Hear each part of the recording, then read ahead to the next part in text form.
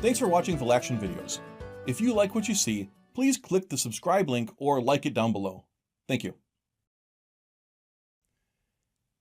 Hello, I'm Jeff Hayek, the owner and founder of Valaction Continuous Improvement.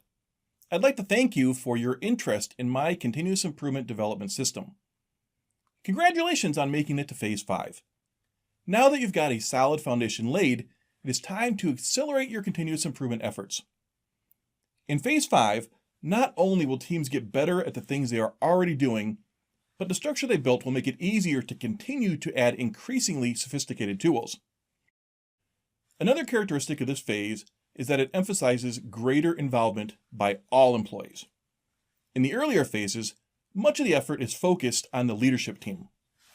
There is also a challenge in that a great deal of the work in Phase 4 is in developing new systems and operating in pilot areas. As a result, there are fewer opportunities to get the entire team involved in more than just training. Of course, you will likely have seen a fair number of team members trying to put their new knowledge to use in daily improvement, but with a lack of experienced mentors, their involvement in continuous improvement was likely far from immersive. That changes in this phase, the ramping up phase. Even though there is still a lot left to learn, the pace of improvement should increase significantly in Phase 5. There is a growing list of things to do. There is an increasing number of areas that will be participating in the continuous improvement effort. There will be more leaders taking on the challenges that come from both policy deployment goals and daily management. Most importantly, though, team members will learn to be dissatisfied with wasteful, poor processes.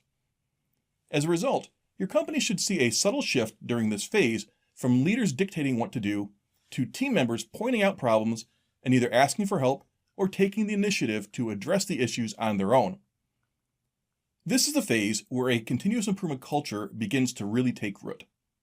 Up until now, the focus has been on learning and, to some degree, convincing. In the earlier phases, the leadership team likely did a lot of selling of the new program. By this time, most people in the organization should have seen firsthand the benefits that Lean offers to both the company and its employees. And when people start to recognize the effectiveness of what the leadership team is trying to accomplish, they will be much more likely to commit to the business management system and become a fully engaged workforce. Principles of the ramping up phase. Phase 5, like the earlier phases, adds in several principles to the business system. Principle: structure your thinking. Most people base the way they think on fight or flight. In the early days of cavemen, people had only those two basic reactions to a problem. How they chose to respond to an event was based primarily on its similarity to something they had seen before. In their situation, it made sense to do this because many situations were a matter of life and death. In the modern world, though, people are seldom strapped for time in the same manner. Yet they often use the same basic mechanics for coming up with a solution. They make quick assessments based on what they have seen before and choose from one of the first responses that come to mind. As your organization evolves on its continuous improvement path, these quick responses are no longer good enough. The bar will have been raised so high that most simple problems will have been eliminated. The problems your organization faces will be more significant and more complicated. Teams will need a structured process to solve them. That will require a substantial understanding of the problem, complete with a clear problem definition and a significant data collection effort. The PDCA cycle, DMAIC, and 8D are all structured ways of thinking. In addition to helping teams come up with better solutions, these processes make it easier to communicate what was done. Principle: focus on flow. Flow is a central concept in lean operations. It is basically the premise that work should never sit. With this as a target, several things happen. The first is that lot sizes are reduced. Work isn't flowing if it has to wait for production runs to be completed. Flow also drives waste reduction. The things that prevent flow all tend to be wasteful and costly. Excessive distances between processes, waiting time, poor parts quality, and the like are all reasons why batching is commonplace. The only way to achieve flow is to relentlessly remove that waste.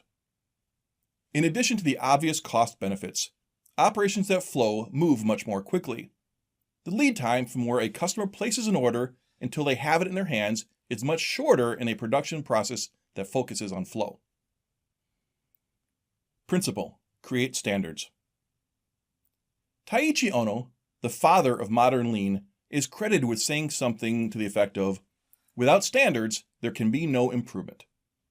While the translation may not be exact, the gist of what it is important. The first problem is that if there is no standard, it is impossible to recognize when an abnormal condition presents itself.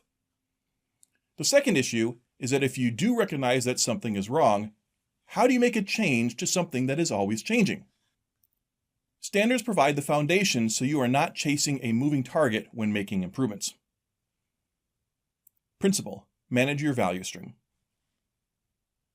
One of the barriers to both creating flow and providing value is that companies are not organized to do either effectively. They tend to have their management systems set up in functional silos. To deliver something to the customer, the product must cross several managerial boundaries. Each manager has his or her own budget and agenda. Instead, companies should map their value streams so they can better understand how to get products to customers in the best way. They should also organize their management system by value streams so leaders can think globally instead of functionally. Principle: improving your job is part of your job. Most people go to work to do their job. When a company becomes focused on continuous improvement, that is no longer enough. The true turning point of a company on its lean journey is when employees begin to take personal responsibility for making their own work better. Obviously, this means that managers need to let go of the feeling that they are the ones that dictate how work is done. The Kaizen calendar. In Phase 5, you should see an aggressive Kaizen calendar. There should be a steady flow of projects, and as projects free up people, you should have ever-increasing resources to do even more projects. No resting on your laurels here. Keep increasing the pace. Frontline daily management. Daily management will start out with leaders doing the bulk of the work on it, but over time, more and more of the work should be done by frontline team members. The key is to create strong processes in how the system works. The team should be able to determine what the daily goal is based on staffing. If they encounter a situation where they will not be able to handle the daily demand, they let the team leader know immediately. If they start to fall behind on the production plan, they will either have a handful of quick remedies they can try, or again, they would let the boss know right away. The key is to be proactive in managing the workload. More importantly, the team will start to see that missing the plan is a problem and will search for the root cause. This is very, very important to improvement efforts. Once a team starts seeing any variation as a problem that needs a solution, the pace of Kaizen will increase dramatically. Office improvement.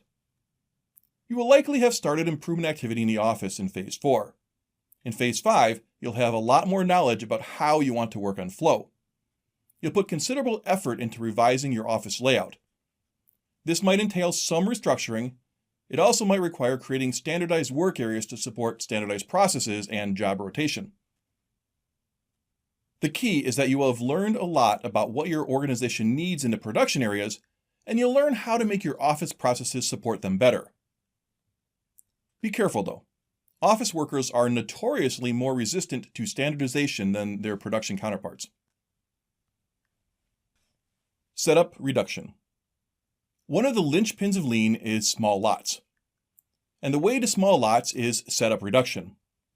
In a nutshell, people like big batches because it takes a long time to switch between products. Reduce that time, and the incentive to run the same product over and over goes away. Total productive maintenance.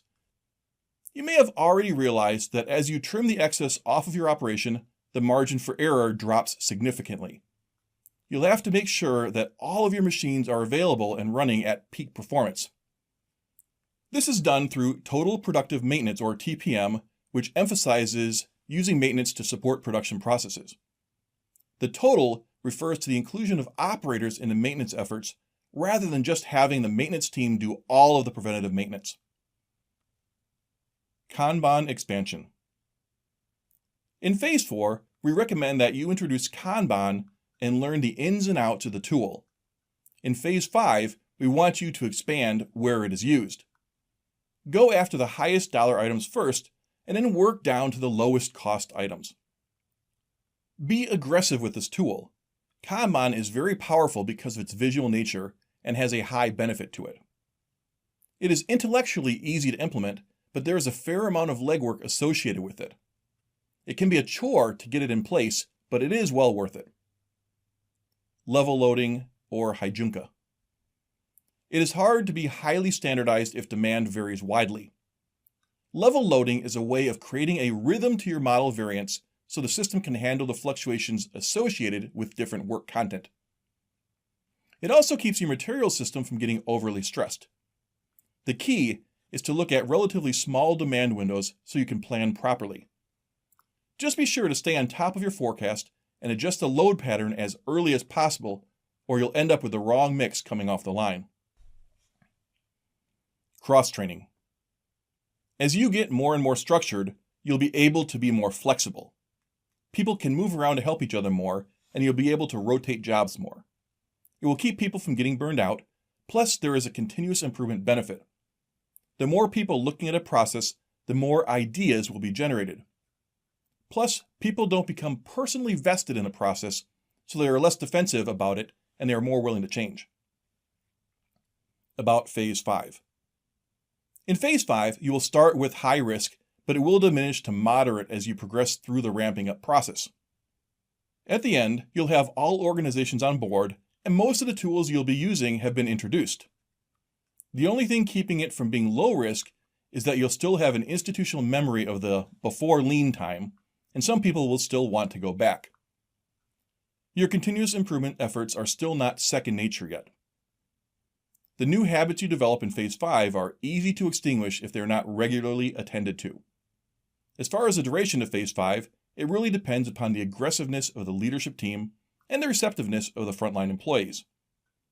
It can be as quick as 2 years to really get things ramped up, but more commonly it will be a bit longer, approaching 5 years. Keep in mind, though, that in Phase 5, things should be humming along pretty well. You'll still be making great improvements and seeing good results. Moving to Phase 6. The transition between Phases 5 and 6 is really a subtle one. I like to say that Phase 6 is where your organization reaches the saturation point. The majority of people are regularly using the majority of the tools.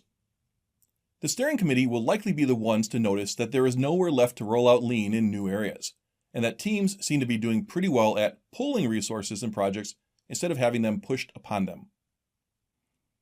Well, that wraps up the Phase 5 overview. We hope it was helpful and gives you a better feel for what to expect. If you want help, contact Valaction at info@valaction.com. We've also got a pretty extensive catalog of training materials at valactionstore.com. Many of our items are free, so check it out even if you are not ready to buy now. You'll also see a long list of training materials to support you as you ramp up your business system. Finally, as always, best wishes on your continuous improvement journey.